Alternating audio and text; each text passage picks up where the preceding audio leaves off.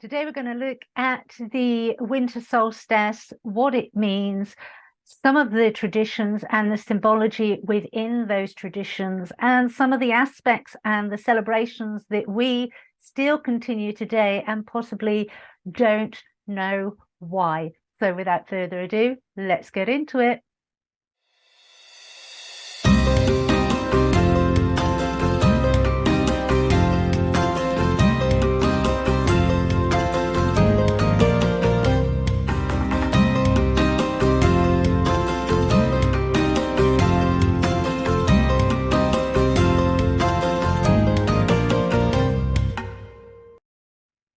Hi, and welcome back to Oaklaw Door. For those of you that don't know me, my name is Claire Attio. For those that are returning subscribers, thank you, thank you, thank you. And so the winter solstice, Alban Arthan, the light of Arthur, as some like to call it.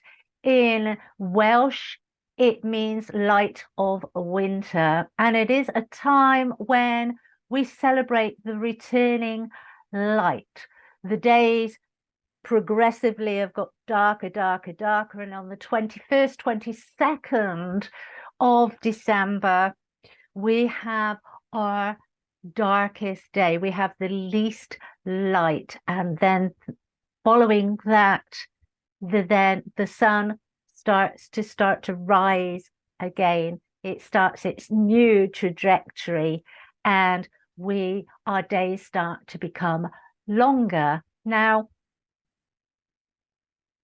in a lot of the Celtic culture, the Alban Arthan is thought to be part of the legend of King Arthur Pendragon, and it's a beautiful mystical fable that I actually like. There's always an ounce of truth in a lot of these stories, and I know myself when I traveled to Iona at the beginning part of the year, which is an island up in Scotland. It was very easy to look at the formations of the mountains and to see dragons, and we've got the same where I live near Glastonbury, where the hill of the Tor, where you can actually see it on here, where the hill represents the triple goddess. When you look at the formation of the rock, of the land, you can actually make up the formation of the mother, the maiden, the sage. And as I said, when I was on my way to Iona, especially when we were at sea, when we were crossing over to the island, it was very easy to see the formations of dragons. So we have all these legends and we have all these, but the beauty of it is the King Arthur Pendragon, what the story behind that is the symbology behind that is he was reborn as the sun child. He was reborn as the Maboon. What I tend to, even though I love the ideology of that, I love the mysticism of those tales, and there is a good part in me, in my soul, knowing that there is truth within those legends. There is truth to be found. There is solace to be found. There is strength to be found within all those legends. I tend to err on the side that I believe it's more to do with the constellations, and especially the constellation of the Great Bear, otherwise known as the Plough, that I grew up with in the UK, but I know in the States they call it the Great Bear. And the Alban Arthan in Gaelic is Gaelic for bear, and so it kind of makes sense when you look at some of the stone monuments on the Celtic lands, and especially Newgrange for the winter solstice. you've got this Neolithic construction that has a passageway that is 17 meters. And I love the numerology of that, because it's 17 meters when we're doing it in meters, which equates, when we're doing numerology, that equates to 8, which is the divine, the infinite. And when you do it in feet, it's 57, which adds up to 12, which again is divine. It's the power of 12. Everything is 12. We've got the 12 commandments. We've got 12 disciples. We've got 12 physical chakras. Well, I say physical loosely, but within the human existence, there are 12 chakras. And so I love the numerology of that. But what actually happens on winter solstice with Newgrange is, as the sun starts to rise, as the sun starts to get higher in the sky and our days start to get longer, the light runs down that shaft of 17 meters, and at the end there is a big Neolithic stone in it, carved the triple spiral. And this process takes approximately 15 minutes. And I just get mind blown by the fact that 15 minutes, if you split that by 3, is 5. So you've got 3 5s, and it's all about the change. It's the change. It's bringing in the new. The whole with the 3s, you can actually do the Christian version of the trilogy, but you can also look at it as birth, death, and rebirth. When you take it right the way back, there was a deep understanding of the spiritual self, the spiritual essence, the soul self, that, okay, the physical body may die, but the spiritual body would be reborn. And that's taking it literally, but also with each season, when we live our lives according to the natural seasons and the natural cycles, we have continual deaths and rebirths throughout the years and throughout the different phases of life. And so it's a wonderful, wonderful, magical time. Some of the more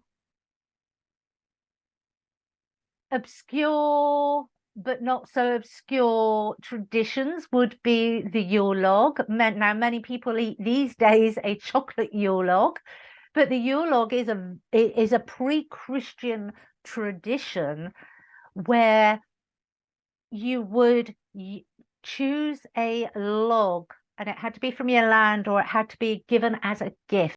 And they kept that tradition even when we started having bartering and markets and things. The log would have to come from your land, or it would have to be gifted to you. You couldn't actually purchase it.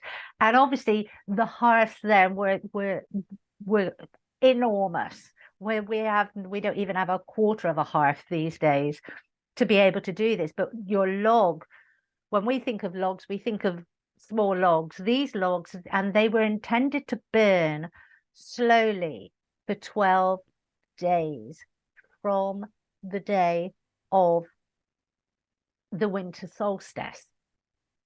And what would actually happen was that after the 12th day, the log was then extinguished, the ashes were collected, and when you came to Imbolc, when you came to planting the seeds, you would plant the seeds with the ashes of the wood. So you're giving it some nutrients as well. But symbolically, what you were actually doing is you were giving it the light, the new light of the winter solstice, the rebirth of the sun. And so you were bringing in the God essence into and mixing it with your seeds so that your crops could prosper. The other thing you would actually do is you would ignite. So you would keep some of the log that was left. You would keep all of it, in fact, and you would the following year ignite the new log on winter solstice with a portion of the old log, so that you were continuing the light. You were continuing and you were maintaining the light within your home, within your family, within your community. And so it's got huge amounts of symbology, and it gets lost as we come up. And I notice in my own community, everybody's so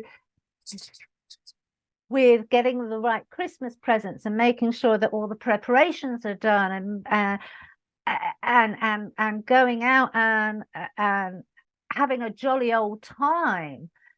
And yet so little attention is spent on what's actually going on. Why are we actually do this? Why do we celebrate? If you go back into, you don't even have to go back to the Neolithic ages. You've only got to go back a few centuries to realize how hard times were then. And it was very much that darkness, the coldness. It was very much a survival of the fittest. And so the celebrations were about bringing in as much joy, bringing in as much warmth, bringing in as much hope as they possibly could to keep going through such dire times until in bulk, when things start to really warm up, just to be able to see the sun. And we do that ourselves now. Just to be able to see the sun just makes us feel brighter. It makes us feel warmer, and we've all done it. We've all done it on those cold grey days where it feels so much colder than what it actually is temperature wise. And when we see that sun, it just gives us a boost. It boosts our spirit. And this is probably why a lot of the winter solstice gods, a lot is connected to the winter. So because you've got the Egyptians and all these indigenous cultures. We've got indigenous cultures. When a lot of people think about indigenous cultures of being Aboriginal or Native American, but we've got the Celts, which are indigenous culture. In Africa, they've got their own indigenous cultures, and they're starting to revive a lot of the goddesses. In Peru, you have the same. So you South America. So you've got indigenous cultures, and I love it when you actually start looking at all the different indigenous cultures and you start looking at the traditions of those indigenous cultures. You can actually start to see similarities. You can see that some of their sun gods and the stories and the fables about the underworlds, and it's all called different. So for the Egyptians, it was very much the underworld. In Celtic culture, it was the underworld. In Aboriginal, it's a dream world. It's every culture called it something different. You have these similarities running right the way through. The Hindus have theirs as well, and it theirs all exists. And when you start to study them, when you start to look at them, and you can pick out the similarities, for me, it's proof of the collective consciousness. It confirms that connectedness that there is between all of us. And the pandemic was a great example of this, because if you actually look at the history of the pandemic, you could actually tell how it was going to pan out just by looking at the history books, where it came from, which countries it would go to, and people people were like, oh, it's because we fly, it's because we do this, everybody moves around now. But 100 years ago, 200 years ago, they didn't move around, and it still took the same trajectory. There was still that same projection of what's going on, and it's a big confirmation for me that yes, we are physical beings, and yes, we have free will, but we are mostly soul essence with an interconnectedness that we are just scratching the surface at beginning to understand. And it's through looking at our history, it's through being curious about what feels right for us. Okay, why do I have, as a child, I was always fascinated with King Arthur, not realizing that, you know, just a few miles down the road was the place where he was brought to be healed, according to the legends. Some will even say that he was actually here and lived here. That doesn't feel right to me, but it does feel right that he would have actually visited this area, and it does feel right that he would have actually, it really resonates with me in a big way that he was brought here after being mortally wounded in battle to be healed by the Morgans, and the Morgans have come onto my spectrum in a big way as well. There's this, you have to feel into what resonates with you and trust that inner knowing, and looking back at the things that you were attracted to as a kid. So some of the aspects that you actually learned, some of the history, as I said, I always had I was absolutely fascinated with the whole stories of King Arthur when I was a kid. And I was also fascinated with Tutankhamun in Egypt. And obviously for me, there are connections there as well. So when we're children and we have these fascinations, don't discredit them as an adult, is what I'm saying. Actually look into it, delve into it a little bit more, because as children, we're open vessels. It isn't until we get to about 6, 7 that we start to shut ourselves down to our soul selves because of society, because of the constraints of our education systems, because parents are saying, oh, no, no, no, no, that's in your imagination. And so we're open vessels. And so we're connecting with our ancestors. We're connecting with our history and our energetic vibrations of past lives without even really knowing it. And so when you're on the spiritual path, when you have these curiosities from wherever you are in the world, because as I said, there are indigenous cultures all over the globe. It's not just focus in a few pockets. Find out about your indigenous cultures, and don't be shocked if you live in India and you have some Native American connection in there somewhere. You have a fascination with that. Dig into it. We are free spirits, and the one thing that I've learned is when you can start to tap into your past lives, lots and lots of information and lots of the pieces of the puzzle that I always say start to fall into place. And this isn't to kind of don't wear it as a badge of honor, but it just gives you a bigger understanding of who you are as a soul person. There will be lots of things that when you meditate, when you do regressive therapy, and I would actually say whenever you're doing regressive therapy, do it for yourself. Do it for yourself. Get yourself to a place in a space where you can actually do that for yourself rather than have somebody tell you. If you want to then go to somebody who specializes in regressive therapy to get confirmation, that's absolutely fine. But I'm always a little bit dubious that we can actually feed our psyches information if we're not careful. And that can be said when you do it for yourself, but very often I know in my own personal experiences, I have been taken to places and spaces and timelines that I have had absolutely no knowledge, and that I've been given names, and I've been given names of places. And when I've then looked it up, I've been like, whoa. And it's it's been absolute confirmation for me that that is true for me, because there is no way that I would have and could have known that before I went and did that meditation. I went and did that regression. And so it's much more